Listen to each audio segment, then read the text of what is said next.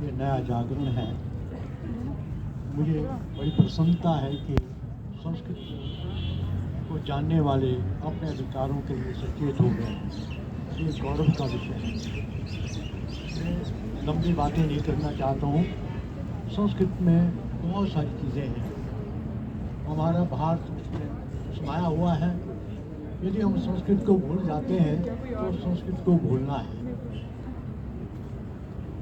कुछ अधिकारी कहते हैं कि हम केंद्र के नियमों के आधार पर हम ऐसा कर रहे हैं। अरे केंद्र ने तो पहले से ही अपनी भाषा में बात करने की बात कही है।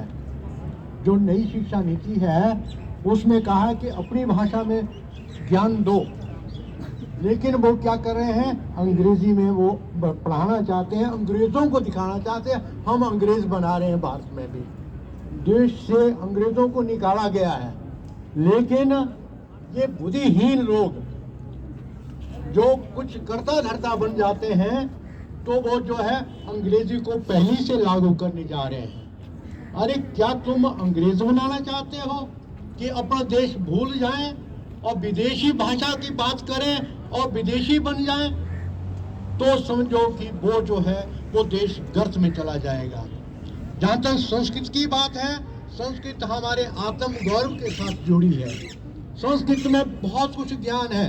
बीएड की बात कर रहे हो, बीएड के कई विषय वहाँ पर पढ़े हुए हैं, उसको बीएड वाले भी नहीं पढ़ा सकते हैं। एक छोटा उदाहरण देना चाहता हूँ।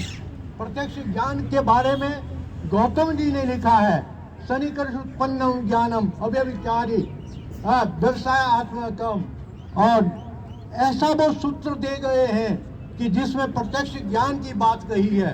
इस पर 1 घंटा 2 घंटे 3 घंटे 10 घंटे बोला जा सकता है। बीएड में वो पढ़ाया जाता है। शास्त्री तो बीएड से कहीं बहुत बड़ा है।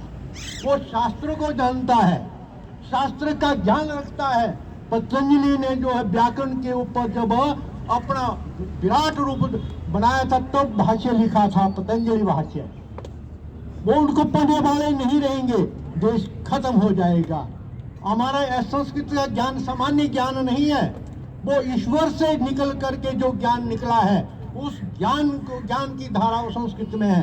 वो एक कॉलेज में एक आध विषय पढ़ाया जाता है, उनको व्याकरण का भी ज्ञान नहीं होता है, उनको वो बीएड करके वो शास्त्री पद पर दिया जा रहा है। ये बड़ा मुझे भी दुख हुआ इस विषय में। जब इन बच्चों ने ये बात कही तो मुझे भी दुख हुआ कि ये गलत निर्णय लिए जा रहे हैं। सरकार से मेरा अनुरोध, पूरा विनम्र निवेदन है कि इस जो नई नीति के अधीन पर जो है एनसीटी के आधार पर तुम जो नया नियम शास्त्री को सौंपना चाह रहे हैं उसको बंद कर दीजिए और शास्त्री पद को स्थायी कीजिए। जो शास्त्री पद सदियों से चला जा रहा है उस शास्त्री पद को उस शास्त्री के आधार पर ही भरा जाए।